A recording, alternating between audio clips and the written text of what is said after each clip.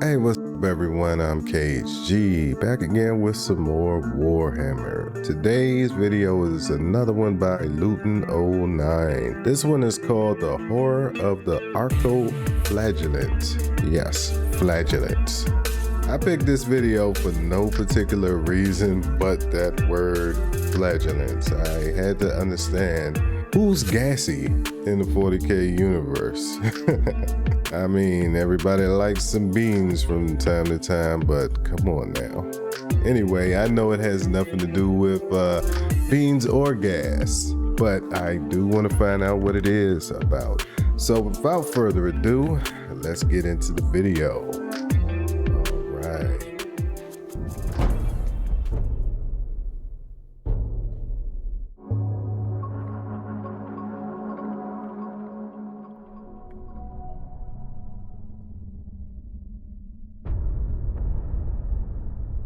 In the grim darkness of the far future, there's only war. What remains of your drooling waste of mind will be turned to the good of the Emperor. With a word of my command, you'll willingly fling yourself into the jaws of hell. The punishment of the Arco-Flagellant. One recurring theme in the nightmare of the 41st millennium is that of individual irrelevancy. Existing as a citizen of the Imperium does not grant you many, if any, of the rights and freedoms that we would expect, nor that we have come to regard as being the norm for human civilizations now or commonly in our imagined fictional futures. Within the Imperium of Man on many worlds, you will be little more than an uneducated peasant drone carrying out menial tasks until your body is little more than organic matter fails and you're sent off for processing to become either corpse starch or for your body to be used in some other industrial process. This is the fairly standard order of things, and as is often said, in the 41st millennium, the singular truth is that whatever happens, you will not be missed. With this in mind, it's why the Mechanicus, for example, as we have previously discussed, place little if any value on human individuals. You are little more than an organic machine to the Mechanicus, and concepts like suffering or having individual rights mean absolutely nothing. So if you happen to be required for use by the Mechanicus without some kind of intervention, you're going to be used in that way. But still, this doesn't necessarily mean that they're going to be dragging people off the streets, because the organisations of the Imperium, after all, do still want to protect and provide for law-abiding and obedient citizens. There's no need to be repurposing them when you have an almost limitless supply of heretics and criminals. The many dissident citizens who may have, through their own aspirations or otherwise been corrupted, somehow fallen through the cracks and then been judged for their crimes. Now, if you were lucky, you might simply be executed out. Let me pause it right there. This lets me know that it is preferable to join the military, police force, or anything in this world. Like be a part of something or be the option to be taken away and be made into something. Interesting. Right, this is always going to be the more preferable option in the Imperium. However, more often, there is always a need to fill the ranks of the penal legions or simply forced labour for whatever the Imperium requires. And so you may be assigned to one of these forces, where your ultimate fate will still be that of a likely harrowing death some point in the very near future. There are, though, as we know, many other unpleasant fates for those who don't keep their colouring inside the lines as an Imperial citizen. Servitor conversion being the most commonly noted, whereby you'll have your mind wiped and become a machine hybrid tasked with menial servitude or some other task which during earlier points in human history would have been carried out by an AI. They instead rely on bizarre hybrids of man and machine to fulfill roles that leave the unfortunate souls, mind wiped or not, assigned to such a fate as pitiful parodies of humanity. The Ecclesiarchy, otherwise known as the Adeptus Ministorum, tend to lean in on these kind of alternative punishments for good reason, because although the opportunity for a good display of the Emperor's will by means of a public execution, purging by fire and so on is never going to be passed up, but when it comes to heretics, they have an array of options by which they can inflict appalling torture upon those who would dare to go against the holy truth of the Imperial cult. Whatever the method, the aim is to expunge their heretical sins so that they may strengthen the Emperor when they die and not empower the darker aspects of the warp.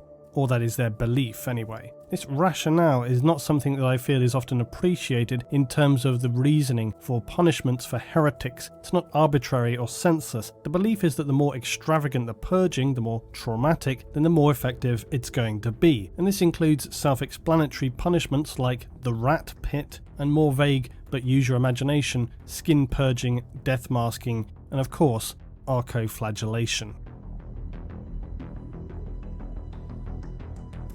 Okay, we're about to in learn truth, of what course, this is. We know it's more likely that these are probably counterproductive and their suffering actually has a far more negative impact than whatever is believed to happen when these poor souls actually die. Arco-Flagellation is actually a more complex means of purging the heretic than most other methods, which are usually a comparatively fast death. Anyone sentenced to Arco-Flagellation would be right to try and avoid it at all costs, which would of course be near impossible. The process is designed to not simply punish and kill the unwilling heretic, but it physically will alter them and turn them into a weapon for the ecclesiarchy, and a powerful weapon at that. Those selected for Arco-Flagellation will undergo extensive physical surgery, usually administered by a member of the Mechanicus, as well as mental reprogramming and conditioning to turn them from free-thinking humans into servitor war machines, essentially berserker servitors. The most extreme part of the surgery is usually focused around the arms. Their hands will often either be fully amputated, often as far up as the elbow, or the hands are split open to allow grafting of electrically charged flails to be embedded and secured as part of their body's structure. They may also be implanted with claws, swords, or pneumatocs. Flails, though, are the most common preference. Their by now usually fairly ruined bodies will then be fitted with a pacification helmet, and this connects directly into the brain and spinal cord, and it sets the guilty person in a state of passive calm and limited conscious awareness. It will, of course, like most servitors, already have been mind wiped. Again, how effective that is open to your own interpretation. Their dulled mind will be continually then bombarded with holy images, scripture, verses, pictures of saints, hymnals, and prayers. Once an Arco-Flagellant has been created, they're stored in this vegetative state, left to burble and drool as they sit in storage areas intravenously fed basic nutrients, awaiting a time where they will be required. They will retain basic motor functions so that they're able to shufflingly move from one place to another while still in this passive state, or simply perhaps they're rolled around on a wheeled platform. They will respond to verbal commands of a controlling ecclesiarchy or designated inquisitor or sister of battle, so that they're able to follow along while moving from one place to another or on infiltrating operations. When actually required for combat, the pacification helm can be easily deactivated by means of a trigger word, which can be given either verbally or psychically through telepathic means. So you might say that when they're instructed to go berserk, the Arco-Flagellants are quite literally triggered. The previously passive cyborg becomes a frightening and fearless combatant that exists only to destroy everything it sees. Once unleashed, the Arco-Flagellant is near to unstoppable. Their bodies are dotted with embedded combat stimulants such as barrage, friends on slaught and spur, which continually pump them with what are essentially a mixture of stamina and awareness boosters, painkillers and adrenaline, leaving them unable to feel or sense much of anything. Nothing short of complete physical destruction will stop an Arco-Flagellant. Their brain patterns are regulated once triggered, so they become a pure distillation of psychopathic rage. They're lashing, flaying creatures of death, insatiable, unstoppable, unfeeling, unthinking.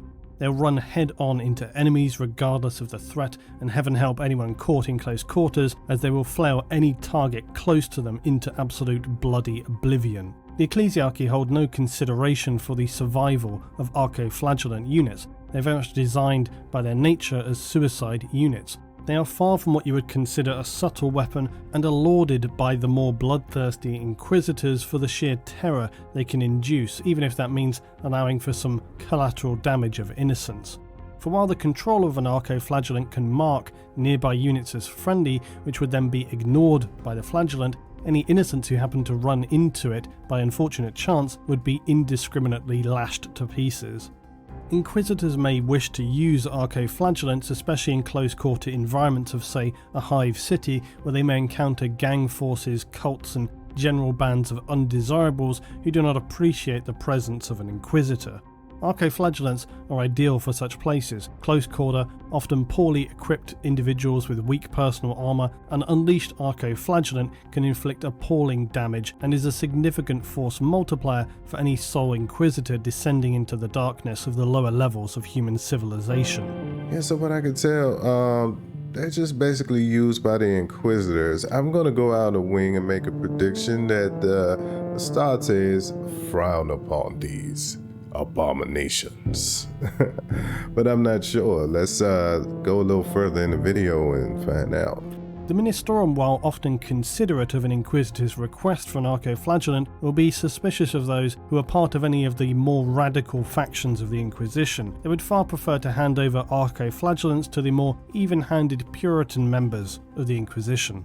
Now, within the lore, there exists only two real accounts of Arco-Flagellants noted by name. The first is Damien 1427, his true name expunged, deleted and acid-washed from Imperial records. He was by all accounts once an itinerant peddler on the world of Silurian 4 until he was caught in a rock slide. After this disastrous event, he began to hallucinate that he had visitations from the Emperor. He gathered a mob about him in the wilderness, a gang of outlaws, malcontents and mutants. Eventually, he defied the will of the Cardinal of Siluria, speaking out against Governor Tyron Rex. Silurian Arbites security forces put down the rebellion and handed the iconoclast over to the Cardinal, who passed upon him the judgment of Arco-Flagellation. The second named individual is Simeon38X, formerly Erin Octavus, a grox meat farmer, that's a large reptile, and a native of the agri-world known as Standalone. Octavus was a sufferer of the Gathalamor syndrome, a condition in which subjects became determined to sacrifice themselves in the name of the Emperor.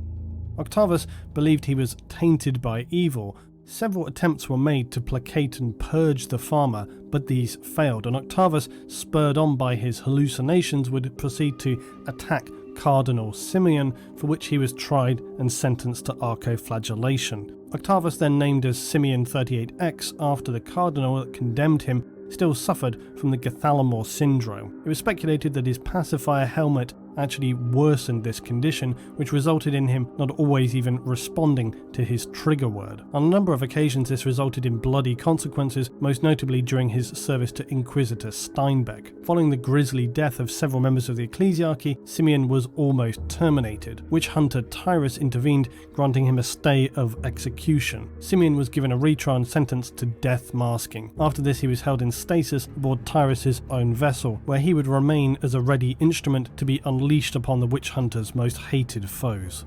Incidentally, I've never found it particularly elaborated on exactly what death masking actually is within 40k, that I have discovered so far anyway.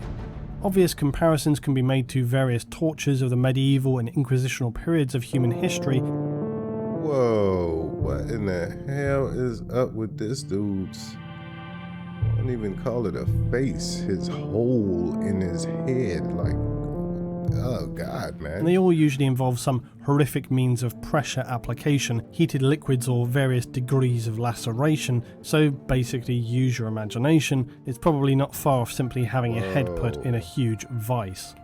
The Arco-Flagellant represents the extreme nature of humanity's religious rationalization in the 41st millennium. Despite being a highly advanced civilization capable of interstellar travel, cities that reach into the skies of their worlds housing billions of individuals, armies that are capable of destroying entire worlds at the push of a button, and advanced genetic manipulation to produce the ultimate soldiers.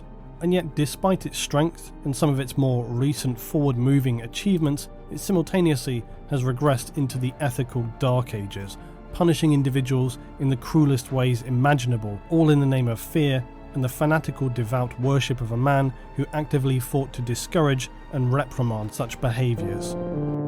Here's a question for everybody watching who is learned on the 40k universe. Why don't the Primarchs shut all of this religious crap down, especially the Primarchs who are loyal to their father, the Emperor, who believe in what the Emperor believed? Why do they let all this crap happen? I think that's a pretty good question.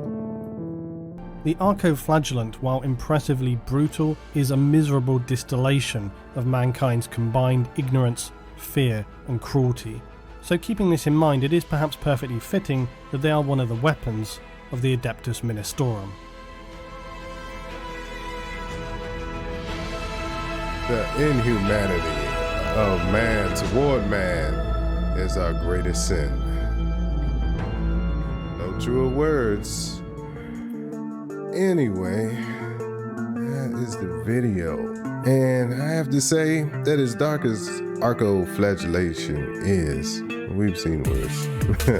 To the monkey level for one, that is some grim dark right there. But if these people are criminals who would probably be killed or, prison for life and all that kind of stuff, why not put them to work or something like that? You have to think about like people in our age who are on death row who will be sentenced to death. This is going to seem pretty dark to me, but just so you understand how my mind works, like if a person is going to be sentenced to death and he's been sitting on death row for 10 years, and let's say he has good kidneys, heart, lungs, never smoked or something like that, why wouldn't you have him be an organ donor or something like that? The person is going to die, but the body could be put to good use. So I could see in the grim, dark future of the 44th millennium why they would do stuff like this. Hey, who am I to judge the will of the Inquisitors? Anyway, you could have been watching anything from anyone, but you were here with me, so I thank you. Till next time, I'm KHG. Peace. The smell of gas gave you away as the one who stole my pork and beans. The consequence of your digestion of my food will also be your punishment. Take him away and make him Arco-Flagellant. You need help.